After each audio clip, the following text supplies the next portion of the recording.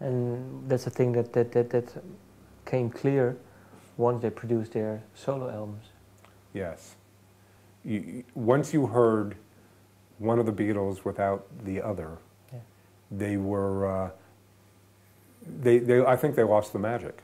They lost the magic completely. Completely, or every now and then they still had it? Look, here's the great thing. Another great thing about the Beatles is that they, you know, these were young boys. They were 16 and 17 when they started. And when they finished, they were 28 and 29. And they had made this wonderful arc in their life. Not just in their lives, not going from young boys to manhood. They became different people in that arc. And they became different musicians. And by the time they were ready to leave each other and go in opposite directions, they were ready to make their own mark and to do their own things. They shouldn't have been the Beatles anymore. They had been the Beatles together, but they were no longer the same people who got together when they were younger.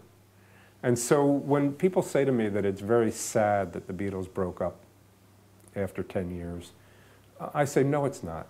We got everything we needed out of the Beatles, and then it was time for them to get on with their lives, discover who they were, go their own way without each other, okay, and to make their mark. And then my really last question, the solo work, whose solo work you like the best?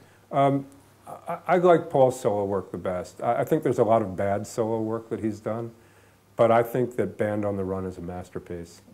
It's a wonderful album, and every once in a while, in Paul's solo work, you'll hear the magic of the Beatles shine through.